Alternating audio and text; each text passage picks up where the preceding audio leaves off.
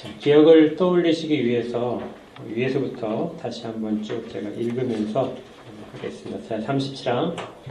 그리스도의 재림과 최후의 심판. 마지막으로 우리는 하나님의 말씀에 따라 주께서 정하신 그러나 모든 피조물에게는 알려지지 않은 그 때가 이르고 택함받은 자의 수가 차게 되면 우리 주 예수 그리스도께서 전에 크신 영광과 위엄 가운데 승천하셨을 때처럼 육신을 가지신 채로 눈에 보이게 하늘로부터 오셔서 죽은 자와 산 자의 심판을 선언하실 것이고 불로써 이 낡은 세상을 태워 정결케 하실 것을 믿습니다. 우리가 하나님의 말씀에 따라서 그 일이 일어날 것을 믿고 있다고 그랬죠. 그리고 모든 피조물들에게는 알려지지 않았지만 어느 정도의 징조들에 대해서는 말씀 속에서 선포가 되어 있고 그때가 되면 택함받은 자의 숫자가 차는 때입니다. 그때가 되면 주께서 전에 가셨던 크신 영광과 위엄 가운데 올라가신 것처럼 다시 육신을 가지신 채로 눈에 보이게 하늘로부터 오실 것입니다. 그리고 죽은 자와 산 자의 심판이 선언되고 그리고 이 세상은 우리가 심판대 앞에 서 있는 동안에 세상은 불로써 태워지고 정결케 될 것입니다. 그때는 이 세상에 처음부터 마지막까지 살았던 모든 사람이 남자와 여자와 아이 할 것 없이 모두 천사장의 소리와 하나님의 나팔 소리에 소환되어 이 위대하신 재판장 앞에 서게 될 것입니다. 부활은 심판대에 서기 위해서 나가는 것입니다. 그때는 전에 죽었던 모든 사람이 땅에서 살아날 것이며 그들의 영혼은 전에 있었던 자신들의 몸과 다시 연합될 것입니다. 또한 그때까지 살아있는 사람들은 다른 이들처럼 죽지 않고 그 순간 변화되어 썩을 몸이 썩지 않을 몸으로 바뀔 것입니다. 우리가 이 내용들 이제 지난번까지 살펴보았는데요. 오늘은 그 중에서 좀 부족했던 부분을 좀 보충하면서 계속하겠습니다.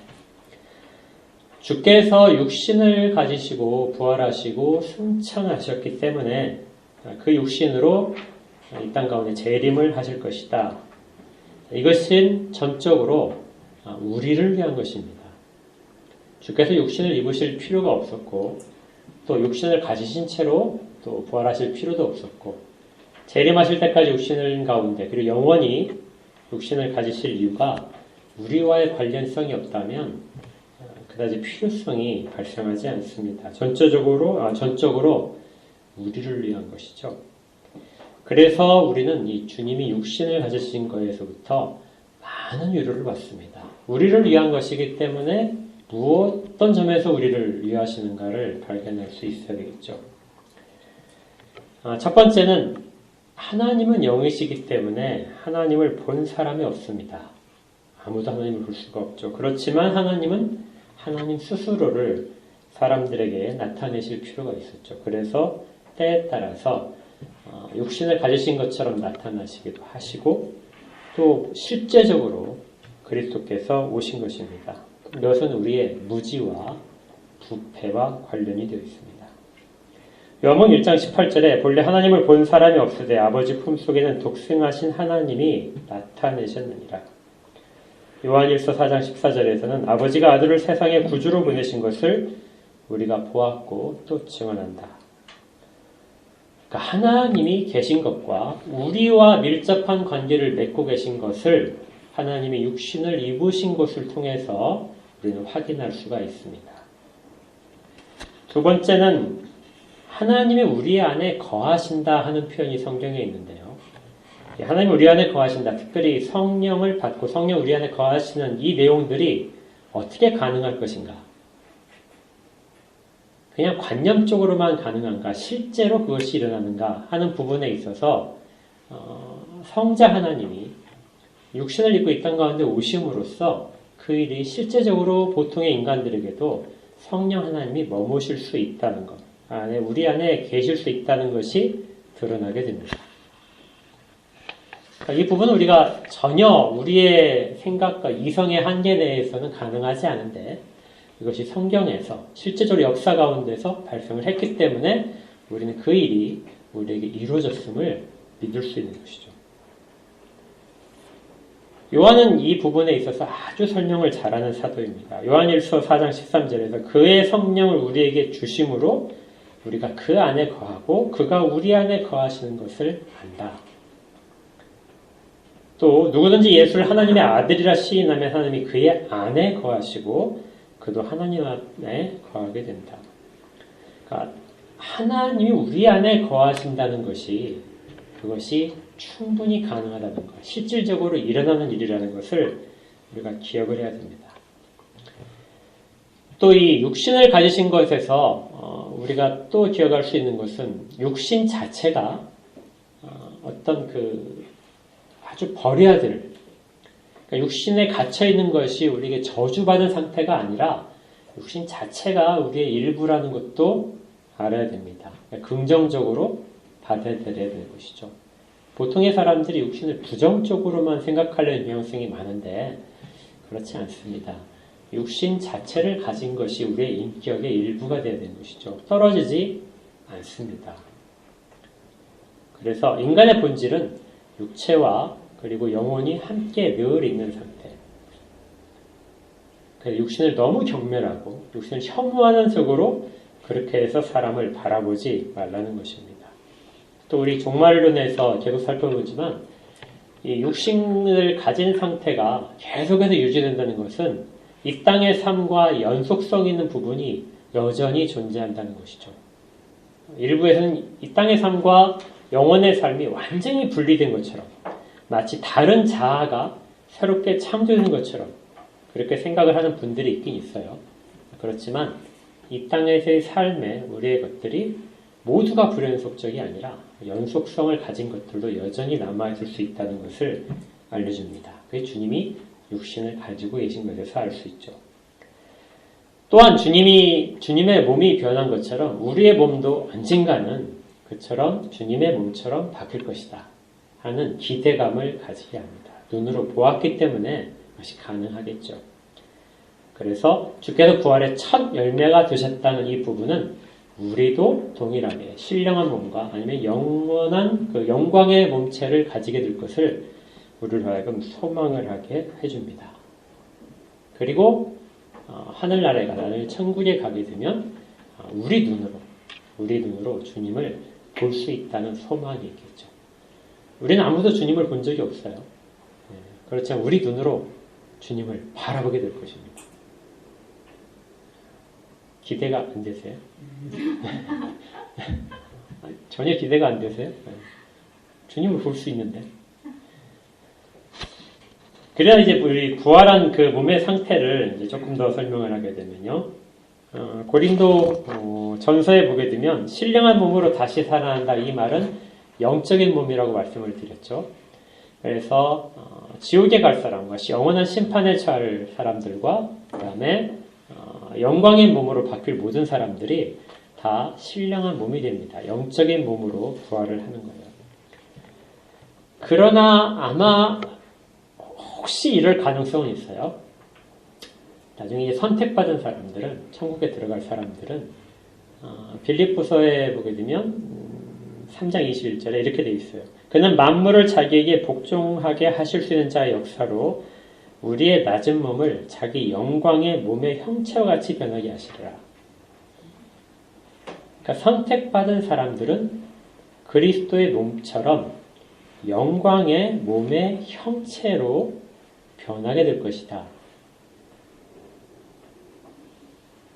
그러면 이제 부활을 했을 때 지옥에 갈 사람과 천국에 갈 사람이 부활한 상태에서 구별될 수 있다는 그런 해석이 가능합니다. 그래서 제가 이 문제를 가지고 이렇게 학교에서 교수님들이랑 토론을 좀 했었는데요. 의견이 나뉘더라고요.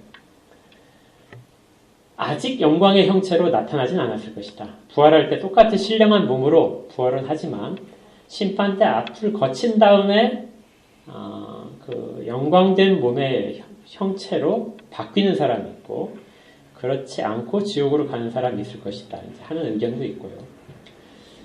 어떤 분은 아마 부활한 상태에서 바로 표시가 날 것이다. 왜냐하면 이 구절이 이제 그걸 즉각적인 부활의 변화를 이야기하니까요. 그래서 심지어 이제 그 바빙크 같은 경우를 인용하면서 몸에서 빛이 날지도 모른다. 근데 색깔이 좀 다를 수 있다. 그러니까 여러분들 몸에서 부활을 하게 되면 빛이 날 수 있다는 거죠. 빛이 나는데 색깔이 다 다를 수 있다는 거예요. 그런 몸으로 바뀔 수 있을 것이다. 왜 색깔이 다르냐? 질문을 하니까 아마 이 땅에서 그리스도의 은혜를 받은 내용들이 모두가 좀 다를 수 있다. 그래서 그 은혜가 밖으로 드러나게 되는데 그것이 어떤 자기의 그 자아나 인격 속에서 드러나기 때문에 색깔이 다를 수 있다. 이렇게 이제 해석을 하는 분도 있더라고요. 그러니까 분명한 것은 신령한 몸으로 바뀌는 건 맞는데 그것이 과연 그 상태에서 부활체가 영광의 빛을 낼 수 있는지 아니면 영광은 나중에 심판 때를 지난 다음에 영광의 몸의 형체를 빛을 발하는지는 그건 이제 명확하지는 않습니다. 성경에서는 이야기하지 않기 때문에요. 그렇지만 아주 신령한 특별한 몸으로 바뀌는 것은 맞습니다. 요한복음 5장 28절에 우리가 구름을 타고 공중에서 주를 만나게 될 것이다. 이렇게 이제 설명을 하는데요. 이때는 이미 우리의 몸이 이전의 몸과 불연 속상에 있는 것을 발견할 수 있습니다. 여러분 구름 탈 수 있어요? 구름 중에 여러분 있을 수 있습니까? 없죠. 없어요, 맞아요. 있다고 생각하시면 안 돼요, 지금. 근데 나중에 부활하게 되면 있을 겁니다. 그리고 또 하나 생각할 것이 여러분 산에 올라가시 높이 올라가면은 점점 어떻게 되죠? 그렇죠. 기압 낮아지죠. 또 공기가 희박해지죠. 공중에서 주님을 맞이할 때 여러분 다 산소호흡기 껴야 될 거예요. 부활을 하지 않으면. 근데 아무도 산소호흡기를 끼지 않습니다. 필요가 없죠. 이미 부활체는 바뀌었기 때문에요. 우리의 몸은 이전 몸과는 다른 몸이기 때문에 공중에서 주님을 맞이하더라도 전혀 아무런 지장이 없습니다. 살아있는 것입니다. 그러니까 그것처럼 전혀 새로운 몸으로 정말 신령한 몸으로 바뀔 것입니다. 여러분들이 어디 아픈 부분이 있다면은 다 기압이 낮아지면 쑤실 거예요. 근데 그렇지 않고 정말 멀쩡한 모습으로 주님을 만날 것입니다. 주님은 이렇게 해서 사람들을 부활시키신 다음에 그 다음에 심판을 행하십니다. 그리고 이 심판할 때 불과 화염으로 태워서 정결하게 하십니다. 이때의 핵심은 불과 화염이라는 것이 동원된 것은 실제로 불과 화염으로 탈 수도 있고 아니면 정결한다는 것에 당시에 갖고 있었던 그 선지자들의 예언처럼 아주 강조된 표현일 수 있습니다. 핵심은 이 땅에 있는 모든 것들이 정결해져야 하는 것이죠. 그래서 어떤 것도 지금 상태에 있는 것들은 하나님 나라가 임할 때 그대로 남아있을 수 없습니다. 왜냐하면 새로운 시대는 새하늘과 새 땅에는 부정함이란 털끝만 수 있어서는 안 되기 때문이죠. 그래서 이전에 구약에서 어떤 그 부정한 것이 있다면 그 집 자체를 통째로 태워버리듯이 그렇게 이 땅이 새롭게 될 것입니다. 이제 심판대 앞에 섰을 때의 모습인데요. 이제 오늘 우리가 주로 살펴볼 부분이 그겁니다. 세 번째 단락을 보십시오. 세 번째 단락만 같이 읽겠습니다. 시작. 그리고 책들이 펼쳐질 것이고 죽었던 자들은 그들이 세상에 살 때에 선악간에 행하였던 일들에 따라 재판을 받을 것입니다. 참으로 그때에는 모두가 세상에서는 그저 오락과 농담으로 치부하는 유익한 말들을 했던 것들에 관하여 일일이 해명하여야 할 것입니다. 또한 그때에는 사람들의 비밀과 위선이 만천하에 드러날 것입니다. 심판장 앞에, 재판장 앞에 섰을 때 책들이 열립니다. 책들이, 장찍이 쌓여있는 책들이 쭉 열릴 거예요. 그리고 그 안에는 이 지상에 있는 동안에 선악간에 행한 모든 일들이 다 기록이 되어 있고 거기에 따라서 심판이 행해질 것입니다. 아까 읽었던 계시록 20장 12절에 있었던 그 말씀이에요. 제가 지난주에도 한번 말씀드렸을 겁니다. 책들이 있는데 이 책들은 복수형으로 되어 있고 그 다음에 옆에 있는 생명책은 단수형으로 되어 있다고 되어 있습니다. 그리고 그 안에 이름이 기록되어 있을 것이죠. 그런데 이 이름이 아마 새 이름일 수도 있습니다. 그러니까 생명책에 기록된 이름이 여러분이 지상에서 부르던 이름이 아닐 수도 있어요. 왜냐하면 새 이름을 준다고 하셨기 때문에 새 이름일 수도 있습니다. 그렇지만 그 이름을 불린다고 해서 여러분들이 내가 그 이름이 낯설거나 그러진 않을 수 있어요. 그래야 맞고요. 그래서 생명책과 그 다음에 자기의 행적들을 기록한 책들이 같이 펼쳐질 것입니다. 고린도서 5장 10절에는 이는 우리가 다 반드시 그리스도의 심판대 앞에 나타나게 되어 각각 선악간에 그 몸을 행한 것을 따라 받으려 함이라. 그런데 여기에서 이제 배기신앙고백서는 아주 중요한 내용 하나를 다루고 있습니다. 다른 데서는 잘 나오지 않는 것인데요. 참으로 그때는 이것입니다. 모두가 세상에서는 그저 오락으로 농담으로 치부했던 무익한 말들을 그런 말들 했던 것. 아무것도 아닌 것처럼 지나가는 그 작은 말들이죠. 심지어 그것까지도 일일이 해명해야 될 것입니다. 그러니까 얼마나 철저하게 우리의 모든 행적이 드러나게 될 것이냐 하는 부분을 이야기를 해줍니다. 마태복음 12장에 있는 내용인데요. 마태복음 12장 36절에 내가 너희에게 이르노니 사람이 무슨 무익한 말을 하든지 심판날에 이에 대하여 신문을 받으리니 내 말로 의롭다함을 받고 내 말로 정죄함을 받으리라. 그러니까 우리가 이 땅에서 한 모든 일들 그리고 모든 말들이 하나도 빠짐없이 다 드러나게 될 것이라는 것이죠. 이때 이 자기가 했던 모든 것들을 마치 블랙박스처럼 기록한 것이 앞에 있던 책들이라고 되어 있죠. 그런데 이것이 아마 양심의 책들일 수 있습니다. 그러니까 우리 가운데 양심이 있잖아요. 이 양심이 마치 우리가 했던 모든 것들을 기록하는 블랙박스와 같은 역할을 할 수도 있어요. 아니면 이것과 통해 있는 다른 기록일 수 있습니다. 여러분들이 블랙박스 아시죠? 다 기록되잖아요. CCTV나 이런 것들이 기록되는 것처럼 우리의 모든 행적들이 다 언행들이 다 기록되고 있다는 것이죠. 그래서 비밀과 위선들이 드러나게 될 것이다. 그러니까 세상에 있는 사람들은 아무도 모르는 일들이 있습니다. 그것은 비밀이죠.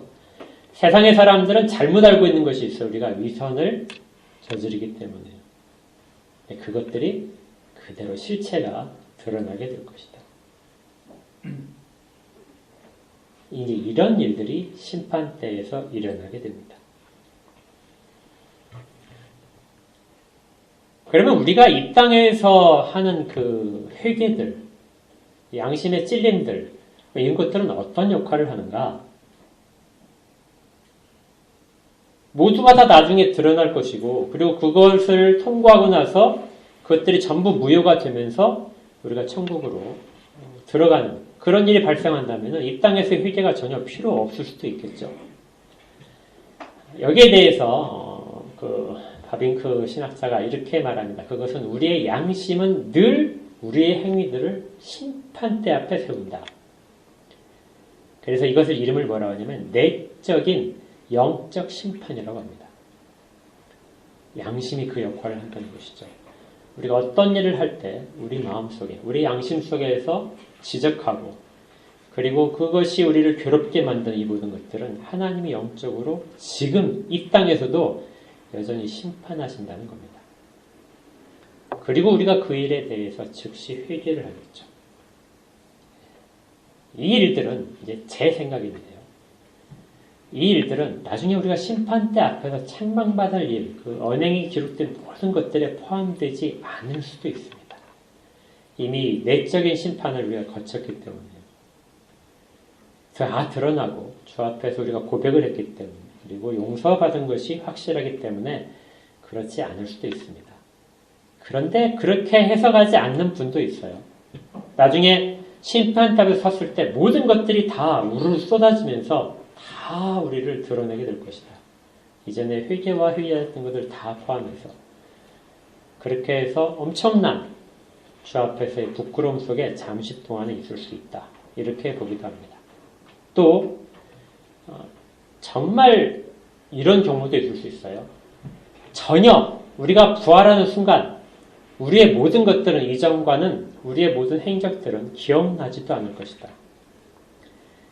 왜냐하면 부활한 상태에서 우리의 모든 것들은 주께서 받으시기에 합당한 것으로 바뀌었기 때문에 그렇다. 그래서 아까 처음에 말씀드렸던 부활체가 빛을 낸다고 하는 그런 것을 주장하는 분들은 우리가 부활한 순간 이전의 모든 기억들, 우리의 모든 범죄들이 그리스도 안에서 깨끗하게 사라진 채로, 그래서 우리는 심판대 앞에 서서도 그것이 우리를 책망하는 심판이 아니라 우리를 격려하고 위로하는 심판으로만 있을 것이다. 이렇게 이해를 하시기도 합니다. 어떤 것이 되었든 간에 명확하진 않아요. 그렇지만 벨직 신앙고백에서는 어떤 입장을 취하고 있냐면 그때에는 모든 것이 심판대 앞에서 드러날 것이다. 그리고 밑에 보게 되면 악인들은 그들의 양심이 스스로 죄 있다고 증거할 것입니다. 밑으로 한참 내려오면은 악인들은 그들의 양심이 스스로 죄 있다고 증거할 것입니다. 그때는 양심이 다시 그동안의 양심을 속이면서 양심이 전혀 개는을 못했는데 그때는 양심이 살아나서 그들을 모두 다 고발할 것입니다. 이렇게 되는 것이죠. 그러니까 여기에서 우리에게 꼭 들려주고 싶은 이야기는 그겁니다. 당신들이 행한 모든 일들에 대해서는 어떤 거 하나도 그냥 지나가지는 않을 것이다. 그렇다면 이 사실이 지금 이 땅을 살고 있는 사람들에게 정말에 대한 모든 것들을 알려주는 것이 무슨 유익을 주느냐? 밑에 이제 단락을 보시면 그러므로 악하고 불경한 자들에는 이러한 재판을 생각한다는 것만으로도 매우 무섭고 두려운 일이 될 것입니다. 악한 자들은 자기가 하는 일이 드러나지 않을 것이라고 보고 그 다음에 이 땅의 삶이 끝이라고 보고 그렇게 생각하는 사람들이 많은데요. 심지어 모든 사람이 구원받는다고 주장하는 사람들조차도 있습니다. 그런데 심판대 앞에 선다는 그 두려움을 강하게 경고하면서 악인들에게는 얼마나 두려움이 있겠는가. 이것이 유익입니다. 율법은 우리 가운데서 율법의 기능 중에서 죄에 대한 질책과 책망들 그리고 죄인들에 대한 위협이 있는 그런 속에서 사람들이 죄를 멀리 하려고 하는 그런 가르치는 이유가 있다면 심판도 마찬가지죠. 죄를 범하면 심판대 앞에서 얼마나 큰 두려움 속에 있어야 될지. 하지만 택함받은 경건한 자들에게는 그 생각이 큰 소망과 위로가 됩니다. 왜냐하면 그때는 그들의 구원이 완성될 것이며 그들이 감당해야 했던 고생과 수고의 열매들을 얻게 될 것이기 때문입니다. 그들의 결백함이 만인에게 알려질 것이며 이 땅에서 그들을 박해하고 탄압하고 괴롭히던 악인들 위해 하나님의 맹렬한 보복이 임하는 것이 보게 될 것입니다. 그러니까 심판이 있음으로 해서 우리는 심판주를 생각하게 됩니다. 이 심판이 있다는 것은 부활과 주님의 그 승천과 꼭 연관이 되어 있어요. 주님이 부활하시고 승천하신 이후에 다시 오시겠다고 말씀하실 때 심판주로 오시겠다고 말씀하십니다. 그래서 만약에 우리가 두려운 가운데 그 심판주를 기다린다면 승천하신 그리스도, 그 이전으로 돌아가서 이 땅 가운데 육신을 입고 오신 하나님, 그분을 우리가 공경을 해야 되는 것이죠. 그리고 그분이 하셨던 모든 일들을 그대로 받아들여야 됩니다. 왜냐하면 이 땅과 하늘의 모든 권세뿐만이 아니라 심판의 권세까지도 아들에게 맡기셨기 때문에 그렇습니다. 그래서 의와 경건함 속에서 사람들을 살게 만들죠. 그리고 이미 택함받은 확신 있는 사람들에게서는 현재 지금 이루어지는 일들 속에서 낙심하고 그 다음에 거룩하지 못한 일들이 오히려 더 흥황하는 그런 일들에 대해서 미래에 대한 소망으로 보상받을 것을 보게 됩니다. 그리고 이 땅에서 그리스도를 시인하는 일들이 나중에 심판대 앞에서 그리스도가 우리를 시인하시는 일로 바뀔 것도 알게 됩니다. 그리고 세상에서 우리가 죄를 지었다. 그리고 세상을 위협하는 인물들이다. 이렇게 해서 배척받은 일들도 옳았다는 것이 드러날 것이죠. 감춰져 있는 일들이 드러나면서 우리가 그동안 주를 위하여 흘렸던 피와 땀들이 그때 보상받게 될 것입니다. 그런데 이제 혹시라도 이 땅 가운데서 미리 보상을 받고 미리 칭찬을 받은 일들도 있겠죠. 그러한 것들은 아마 보상받지 못할 수도 있어요. 주께 칭찬받지 못할 수도 있습니다.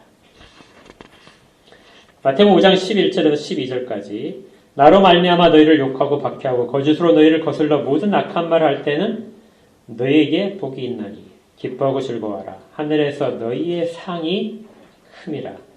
너희 전에 있던 선지자들도 이같이 박해하였느니라. 하늘에서 우리의 상이 크다 하는 말은 두 가지로 볼 수 있는데요. 하나는 이 땅에서 우리가 한 행적에 비해서 하늘에서 우리가 받을 보상이 비교가 안 될 정도로 너무나 크다. 그래서 하늘에서 너희의 상이 크다 하는 표현으로 나왔을 가능성이 아주 큽니다. 그 다음에 다른 하나로는 이 땅에서 행한 행적대로 하늘에서 상급이 있을 것이다. 많은 큰 보상과 적은 보상이 있을 것이다. 이렇게도 이해를 할 수 있습니다. 두 가지 다 옳은 해석이 돼요. 문제는 언젠가 우리에게 그것이 복으로 돌아올 것이라는 것이죠. 이 땅에서의 모든 수고들과 주를 위한 노력들은 반드시 보상받게 될 것입니다. 자, 이제 마지막으로 그러면 이제 이 벨지 신앙고백서를 다 마치면서 이게 정말 참 신자라면 이제 종말에 대한 이야기를 들으면서 그리고 최후의 심판과 그리스도의 재림을 보면서 우리가 가지는 이 땅에서의 삶에 대한 자세와 그리고 죽음을 대하는 자세들에 대해서 바뀌어야 됩니다. 여러분들은 죽음을 기다리시나요? 죽음을 소망하지 않습니까? 죽기는 싫어요. 혹시 이런 분이 계신가요? 네. 중요한 질문인데요. 네. 우린 죽음을 기다려야 돼요. 왜냐하면 죽음을 인해서 우리가 아주 엄청나게 큰 변화를 겪을 것이기 때문에 그렇습니다. 이 지상에서의 삶, 이 세상의 삶과의 단절이죠. 이 세상에서 우리의 한계점들과의 단절입니다. 우리는 이 지상에서 아무리 우리가 성화를 위하여 노력을 한다 할지라도 성화에서 도달할 수 없는 부분들이 언제나 우리 앞에 있는 것을 보게 됩니다. 우리의 한계 때문에 그렇죠. 그렇지만 성화로 달성될 수 없는 것들이 죽음의 순간, 순식간에 달성이 될 겁니다. 우리는 죽는 순간 영화롭게 될 것이기 때문에 그래요. 그래서 정말 냉철하게도 죽음이란 인간이 경험할 수 있는 가장 큰 자아의 도약이다. 우리는 여기서 아무리 이렇게 살아도 그게 그거예요. 개구리가 뛰어봤자 얼마나 뛰겠습니까? 그런데 죽음을 통해서 우리의 변화된 존재가 자아가 되는 순간 우리는 이전과는 비교할 수 없을 정도로 높은 아주 고상한 그런 위치로 도약을 순식간에 하는 거죠. 물론 이것이 매우 고통을 주긴 할 겁니다. 죽음이란 말이 무엇이냐면 분리되는 것이잖아요. 육신과 영혼은 분리된 적이 없어요. 그런데 이제 처음으로 분리가 될 겁니다. 왜냐하면 새 몸을 입어야 되기 때문에. 이전의 몸을 버리고 새 몸으로 가기 위해서 이전 몸과 분리가 되는 이것은 한 번도 경험하지 못한 고통이 될 것이에요. 그걸 죽음이라고 합니다. 그래서 우리가 죽는 것만큼 힘들다. 그렇죠. 그렇게 하는 것이 한 번도 경험하지 못했지만 가장 크다는 것을 알기 때문에 그래요. 그러나 그 죽음은 가장 우리에게 기다려지는 것이 되어야 됩니다. 왜냐하면 늘 우리가 거룩을 바라보고 있었기 때문에 그렇죠. 전적으로 부패한 사람의 속성이 완전히 갱신될 것입니다. 그리고 이것을 이제 우리가 두 가지로 볼 수 있는데, 하나는 우리의 죽음은 자연인으로서의 마땅히 치러야 될 죽음입니다. 자연은 아담 안에서 모두가 다 죽음을 겪도록 되어 있죠. 그래서 아담 안에서 죽는 죽음을 우리가 지금 이제 경험을 하게 될 것인데요. 그런데 자연인들은 거기에서 머물지만 그리스도인들은 동시에 그리스도 안에서 죽게 됩니다. 그래서 그리스도 안에서 죽는 자들은 복되도다. 이 말처럼 죽음은 오래소리. 한쪽은 고통이지만 한쪽은 복된 곳으로 들어가는 시작입니다. 완전히 우리 개인적으로 그 날이 있을 것이죠. 그러니까 우리는 죽음을 어떻게 해야 돼요? 두려워하지 말고 기다려야 됩니다. 죽음을 앞당기려고 절대 하면 안 돼요. 그냥 가만히 계시며 주님이 데려가실 때 그것이 얼마나 기다려야 되는지 그걸 알 수 있는 것이죠. 물론 죽음을 두려워하는 분들에게는 이것이 위로가 되지 못할 수는 있지만 들려줘야 됩니다. 진정으로 참된 신자라면 죽음의 의미가 무엇인지. 또 이거 개인적인 차원으로 우리가 이렇게 바뀔 수 있다면은 그 전 우주적인 차원에서의 그 날을 기다리는 면도 있습니다. 그러면 우리만 갱신되는 것이 아니라 모든 세계가 갱신돼야 되죠. 우리 주변을 봤을 때 아까 말씀드렸잖아요. 불과 화염으로 정결케 되는 일들을 정화시키는 일들이 필요한 것은 세상이 욕된 상태로 탐욕으로 가득 차 있고 죄가 가득 차 있기 때문에 그렇습니다. 우리만이 경건해져서는 우리가 겪는 고통들이 사라지지 않죠. 그것들이 같이 모두가 다 거룩해져야 됩니다. 그 날이 온다는 것이죠. 그러니까 종말론을 우리가 지금 이해하는 것보다 종교개혁 당시에는 엄청나게 많은 기대감을 가지고 봤을 거예요. 초대교회 성도들도 아마 그랬을 겁니다. 이 벨직 신앙고백서가 작성될 당시에 귀도데브레 그 목사님이 이걸 작성하면서 마음이 얼마나 이 구절을 작성하면서 이렇게 감격에 넘쳤을지 한번 생각을 해봤어요. 당시에는 주변의 모든 사람들이 다 적대시하는, 이제 막 개신교가 출발을 했는데 모든 적대 세력과 그리고 심지어 사형당하는 일들이 계속 발생하고 있어요.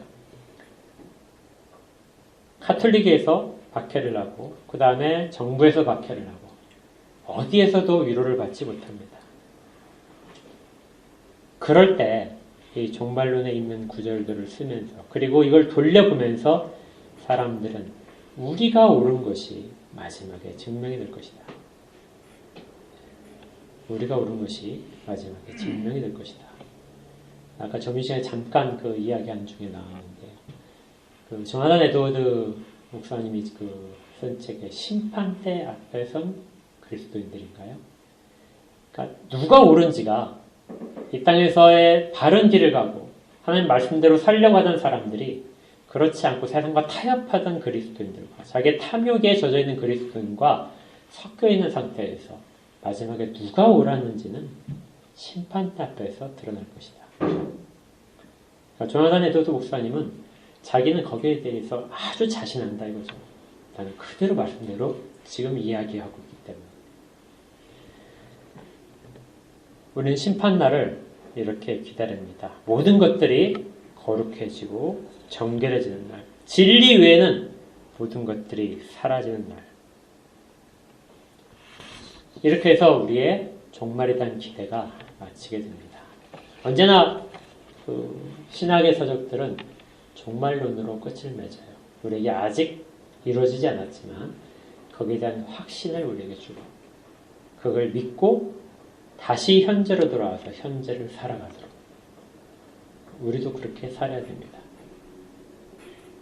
그날에 심판탑에 서서 어떻게 구체적으로 될지는 명확하지 않지만 심판대를 지나고 나면 우리는 다 한쪽에 다 모여 있어야 되겠죠. 그리고 우리가 입은 육신이 우리가 이 땅에서 가졌던 육신인 걸 우리가 다 알고 있기 때문에 그곳에서 우리가 서로를 보면서 수고했다고 이야기를 한마디 할 것입니다.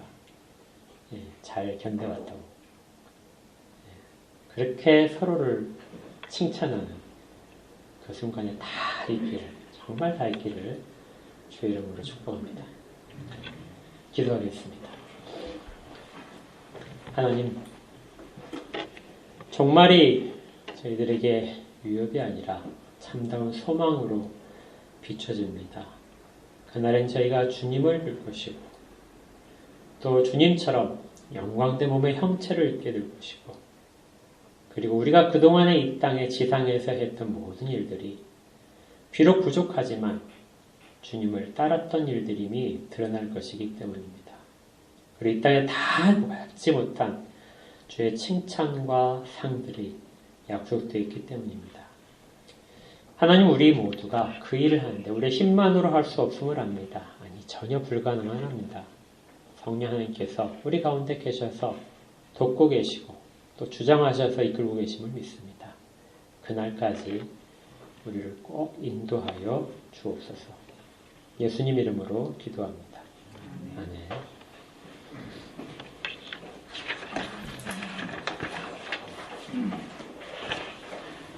151장 찬양합니다.